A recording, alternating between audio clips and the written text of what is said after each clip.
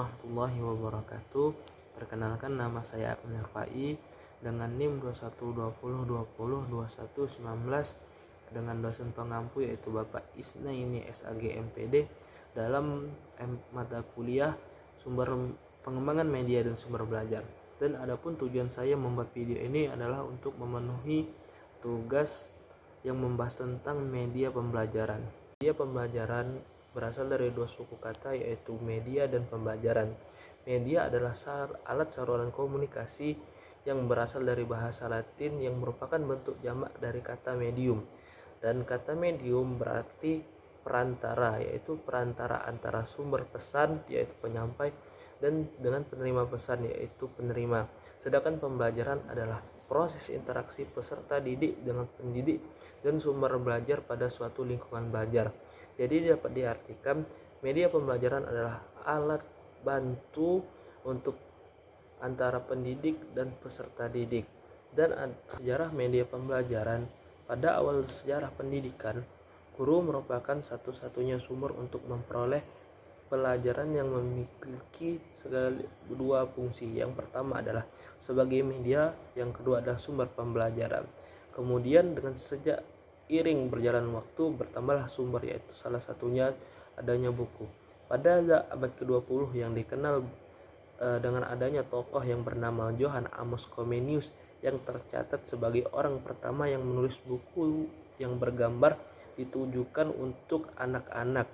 Buku yang ditulis oleh Johann itu berjudul Orbis Sensorium Pictus, yaitu buku bergambar.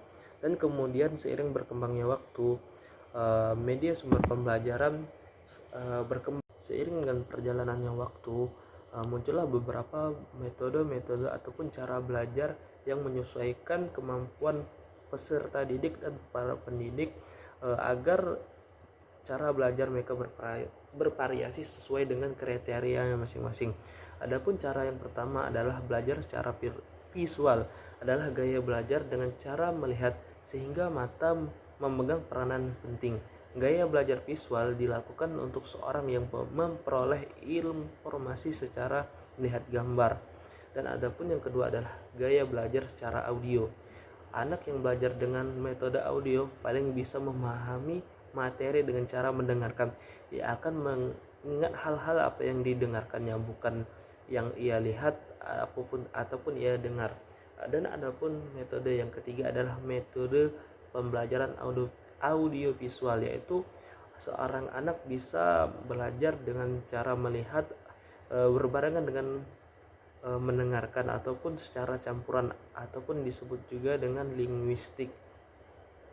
Media pembelajaran juga memiliki tujuan ataupun berfungsi untuk membantu ataupun mempermudah menyampaikan informasi ataupun pesan dari penyampai pesan, baik seorang peguru ataupun pendidik lainnya, dan menyampaikan pesan kepada peserta didik. Dan adapun tujuan lainnya yaitu adalah memudahkan media pembelajaran sehingga baik peserta didik ataupun pendidik tidak kesulitan lagi untuk menyampaikan pesan dalam pembelajaran. Yang kedua adalah agar menarik dan membuat daya pikat belajar.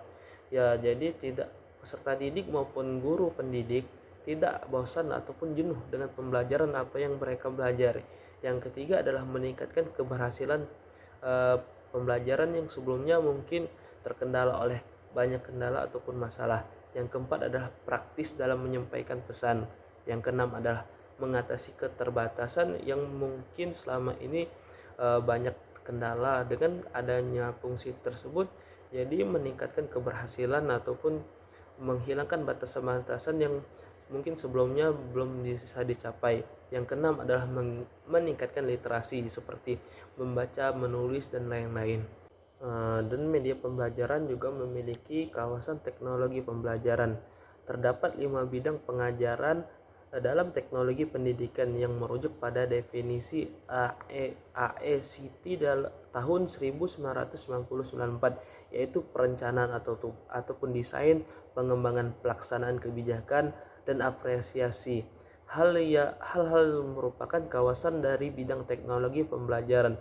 Di bawah ini akan diuraikan kelima kawasan tersebut. Yang pertama adalah kawasan perencanaan ataupun desain. Kawasan yang pertama mencakup penerapan dari gagasan, prinsip, dan tata cara dalam melakukan perencanaan untuk kegiatan pembelajaran yang dilakukan secara turut-menurut. Yang kedua adalah kawasan pengembangan.